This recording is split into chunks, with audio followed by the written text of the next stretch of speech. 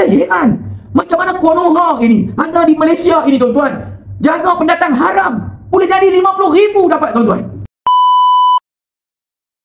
Konoha yang ada dalam negara kita kadang-kadang lebih bertuah daripada rakyat Malaysia sendiri. NGO Konoha yang ada di Pulau Pinang mendapat bantuan, mendapat peruntukan. Ini NGO pun haram tak daftar kah? Saya tak rasa NGO ni daftar. NGO Konoha ni tuan-tuan, memang Konoha. Saya tak rasa daftar. Tetapi boleh dapat bantuan, boleh dapat sumbangan RM50,000 tuan-tuan. RM50,000. Dia orang dapat sumbangan tunai RM50,000 untuk uruskan NGO dia orang. Sebab itu saya kata rakyat Malaysia ni adalah rakyat yang cukup bagus. Bangsa Melayu Islam ini cukup baik tuan-tuan. Dia tak peduli hang NGO Konoha ke hang tak daftar ke, dia tak peduli. Kononnya dia orang ini nak menjaga Konoha dalam negara. Nak jaga apa?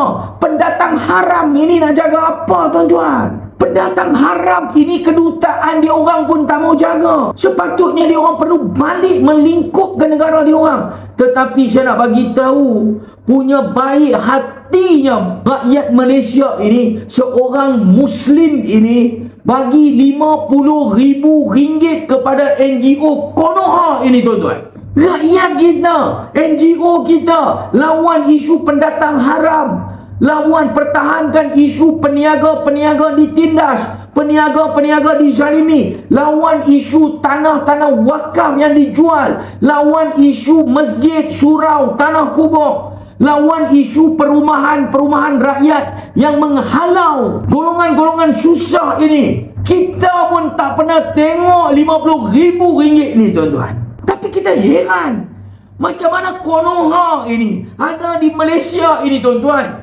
Jaga pendatang haram, boleh jadi RM50,000 dapat tuan-tuan. Apa ini ya Allah? Macam mana kita nak cerita ni dalam negara kita? Hampa heran kan? Sebab itu dia orang ini buat besar kepala. Hampa ingat sikit ke RM50,000?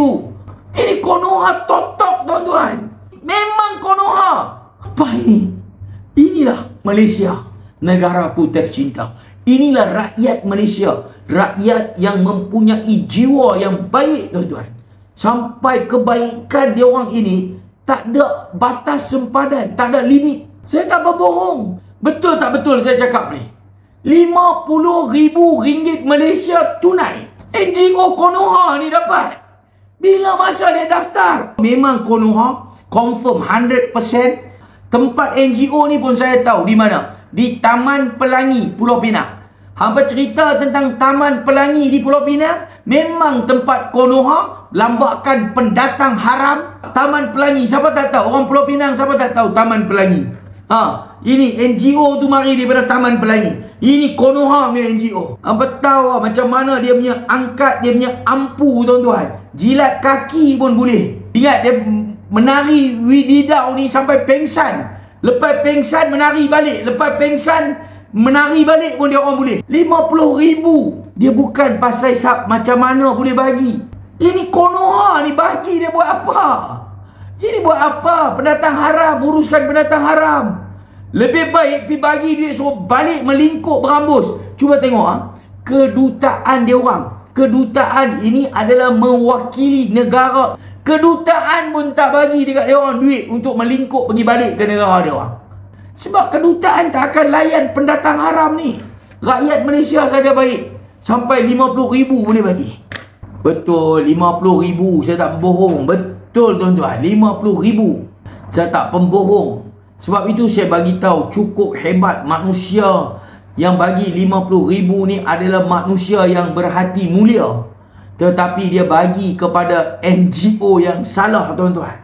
Kita harap Allah Ta'ala ni berikanlah ganjaran kebaikan kepada dia.